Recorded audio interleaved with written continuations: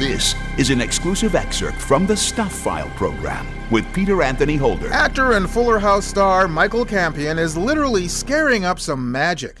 He has a new Halloween-themed live magic show that he's been performing since September 21st at Beetle House, LA in Los Angeles. Michael joins us via Zoom from LA. Hi, Michael. Hey, how you doing? Just tickety-boo. Thanks very much for being on the program with us. Absolutely. So you have been a child star for quite some time. You were a child star when you got on Fuller House when you were 13. So I'm curious to know, what came first, acting or magic? Acting did, in fact, come first, but magic was a very close second. I started acting when I was 5, and then I got into magic when I was about 8 years old. So very close. What was the intrigue for you when it comes to magic? The intrigue, or like how I got into it? Both. How did you get into it, and what interested you in the first place? Yeah. So first of all, I've just always loved performing. I mean, I can remember when I was really little and loving the musical theater, productions that I was in, and when I was 8 years old, my aunt and uncle, who were professional clowns at the time, they got me my first magic kit for Christmas, and I absolutely adored it. It was fantastic. It was, the crappy little plastic, like ball in the vase and all of that. And I went around, I did it with all my friends, and even then I could see the power of these little magic tricks that I was doing. And from there, I just started going and doing these magic summer camps at this magic shop that was close to me. It just became a serious hobby, and then I started doing it professionally when I was around 16. Okay, you have to back up a bit. You have professional clowns in your family? I actually, what's funny? I come from a very, very magical family. My mom is the fairy godmother at Disney World in Orlando. And now my aunt and uncle, they are Santa and Mrs. Claus professionally. So most of my family on my mom's side, they all are performers in some capacity. And what about on your dad's side? On my dad's side, it's the complete opposite. They are all military, like construction workers. It's really odd. I've got like a perfect blend of my mom and my dad. So you're not the only child star, by the way, connected to the Magic Castle. Neil Patrick Harris. That's right. That's right. Neil Patrick Harris. Yeah, he was in the same program that I was when I was very little. It's called the Junior Program at the Magic Castle, and it's basically a mentorship program. And he came up to that same program that I did.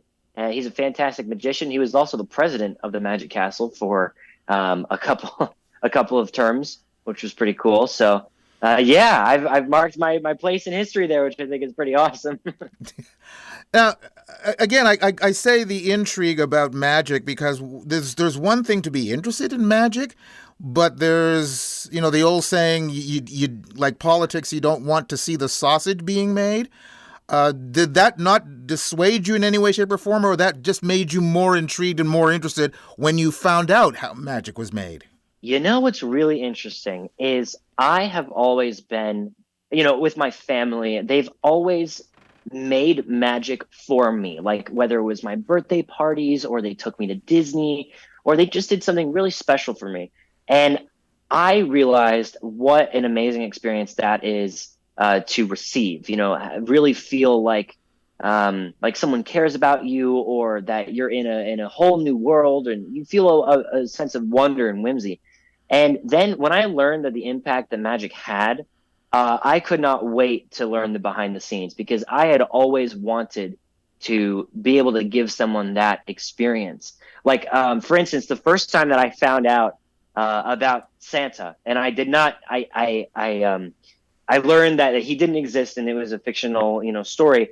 I actually was happy because I was like, oh my gosh, that's so cool that I can like perpetuate this story and have people, believe in it and they experience wonder. And I did that for all my cousins and all of my like sisters, little friends and all of that. So it was really I honestly love it. I love the behind the scenes. It doesn't ruin it for me at all. I'm so happy that I get to give people that experience, and I have that tool set now. Now, the show that you're doing is apt for Halloween, but it's called the Michael Campion's Haunted Mystery Show of Magic, and I'm just curious to know what's the haunted part when it comes to your magic act. The haunted part is, and it is Halloween themed for the most part. I'd say that there is one actual part in there that is, we do a seance and some magical things happen within the seance. But I say haunted. Haunted is an all-encompassing word for describing Halloween-themed events. And I thought that was a pretty apt name rather than saying Michael's Halloween-themed magic show. I think it's a little bit more intriguing. You know, some people are into Halloween, some people are not into Halloween, some people are, and nowadays it seems to be more and more an adult situation that people are really interested in Halloween when they grow up. Where do you lie in that category? I can guess, but I'll ask you. Yeah. You know, it's funny. I grew up with Halloween all around me. Every year, my mom was a costume designer too, so she always made family costumes for us. And we always went to Disney because I grew up in Orlando. Again, she works at Disney. And so I was always a big fan of like the more, family friendly, spooky, fun Halloween. It wasn't until later that I got into like Halloween horror nights at Universal and horror movies and scary things that come with Halloween. I'd say for my show, I lie definitely like on the more fun side of things. It's not super scary to where you're like, oh my gosh, I'm terrified right now. But there are definitely moments of like shock and disbelief and what is going on. Sometimes you'll be at the edge of your seat, but it always is in a spirit of fun. It's never in a spirit of a mean-spirited thing, As I mentioned earlier, you came to our attention by being on Fuller House. You are a trained actor. You've been an actor for most of your life, and you're a magician. Which one do you like more?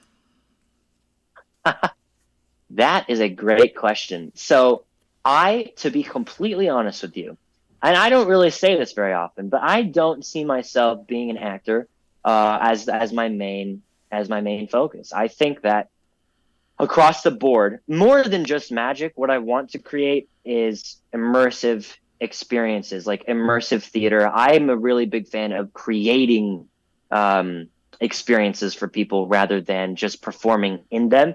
Do not get me wrong. I would be more than happy to perform in my own productions or even do continue doing film and television and theater. That's all great, but there's something that's so incredible and so rewarding to be able to create your own act and perform it for people. It doesn't even have to be magic. It could be, like I said, a piece of theater, or like I like playing Dungeons and Dragons a lot. It scratches a very primal itch for me in my brain. Well, you've mentioned the word create several times now, and I'm just wondering, it's one thing to do magic, it's one thing to perform magic, but do you, in the course of what your show is, do you actually create things that are unique to you as far as magic is concerned?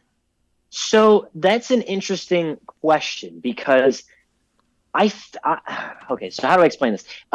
There are all the magic principles and the sleights and all of that. Those are universal forms that anyone can adopt in the same way that, let's say, a musician knows the C major scale. You can make a full song in the C major scale, but it's how you do it. It's how you perform these sleights. It's the way in which you put the choreography together that truly makes it unique. For people who are going for like fundamental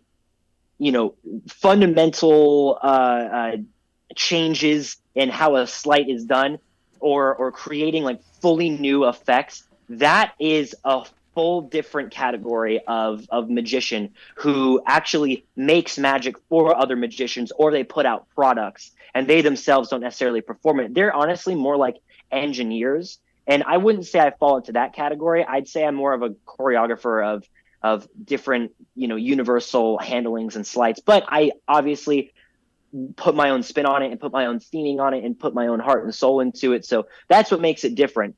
I wouldn't say that the effects are necessarily the most brand new thing in the world. I definitely have an interesting way with them, but I have not created fundamentally new magic, if that's what you're asking. Yeah. At your shows, have you ever come across audience members that they come into the show because they're a fan of magic, they like what you're doing, and then they go, wait a minute, is that the guy on Fuller House?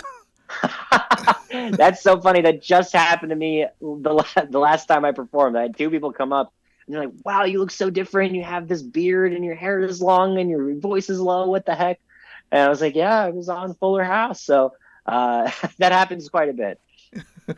Well, congratulations on all that you're doing. For those who can't get to the Beetle House, LA, to see your shows, are you planning on touring? Are you planning on doing some sort of videos? Are you on social media that people can see your work? Yeah, I try not to film the show and put it out there because I want people to be surprised and all of that. But I definitely post snippets of what I'm doing on my Instagram. And my Instagram is my name. It's Michael Campion. Campion. And if you do want to come get tickets, you can go to Ticketmaster and you type in Michael Campion and my show will be the first thing that pops up. It's every Saturday and I have 2 Fridays this month, the 11th and the 25th. And when you're not doing magic, is there a chance that we can see you either on the big or small screen again? That's a great question. All right, let's say fingers crossed for now, no, but I would like to get something in the future. Absolutely. Excellent. Michael, thank you very much for taking the time to be on the program with us. Much appreciated. Thank you so much. Absolutely. Actor and magician Michael Campion. You can go to our website at thestuffile.com, check out the show number for this program, which is show number 0792, and you'll find the link to Michael's page. You've just heard an exclusive excerpt from the Stuph File Program with Peter Anthony Holder. To hear any or all of the full hour-long shows, visit thestuffile.com. Stuff is spelled S-T-U-P-H. That's thestuffile.com. A presentation of Flying Fish Communications.